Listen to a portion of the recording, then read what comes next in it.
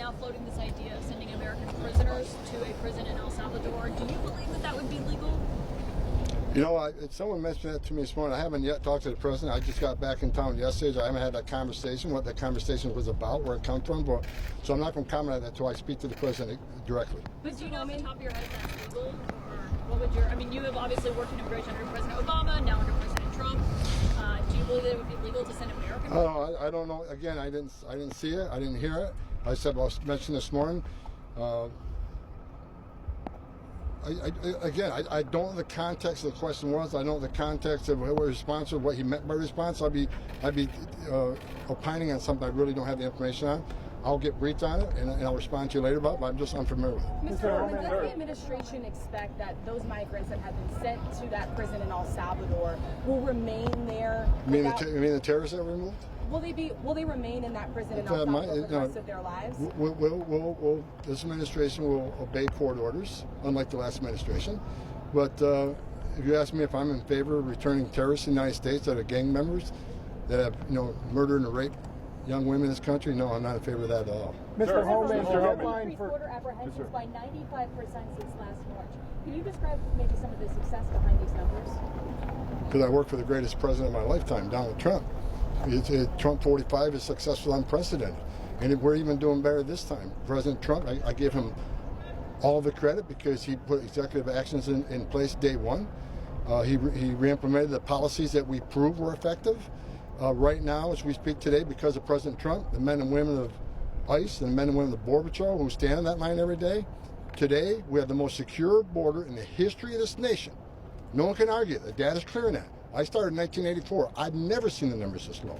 So again, the most secure border in the history of this nation, President Trump was able to do that in a matter of weeks, something that Biden administration didn't do in 4 years. Either wouldn't or couldn't, but we proved it didn't need legislation, didn't need all this other stuff that the last administration talked about.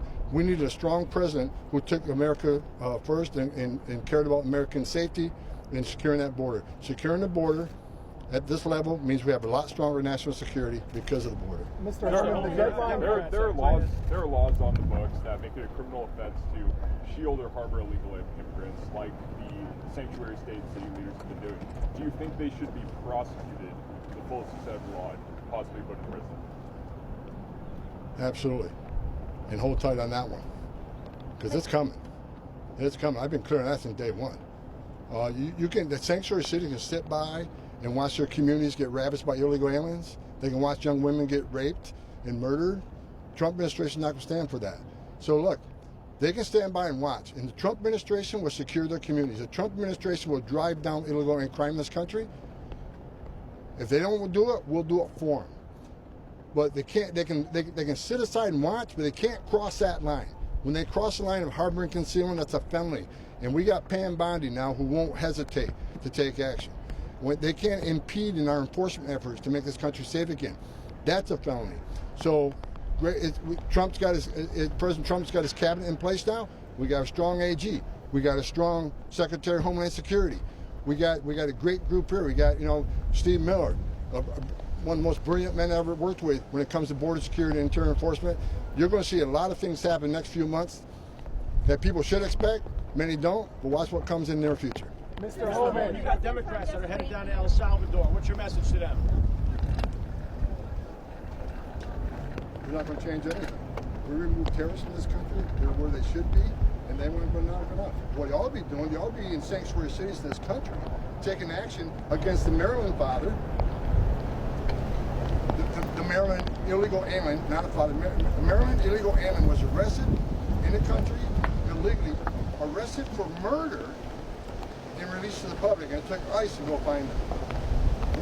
If the Democrats will spend some time in Boston, and in Los Angeles, and Portland, and Maryland, and go to these sanctuary cities, I don't care what party you're affiliated with, Republican, Democrat, Independent, we all should want secure communities. We all should want public safety to be number one on their agenda. I can't believe there's any Democrat politician who does not want public safety threats out of the community. Their number one responsibility is protection of the communities. But they'd rather go to El Salvador than fix the problem we just talked about in Maryland, fix the problem of Boston, fix the problem that just happened in Washington State. 2 illegal aliens tortured a woman left her for dead by drilling on her to give her money, access to ATM stuff, but they're going to go to El Salvador. Makes zero sense, and that just shows how out of touch of reality the Democratic Party is. Mr. Homan, the deadline for Real ID is coming up next month.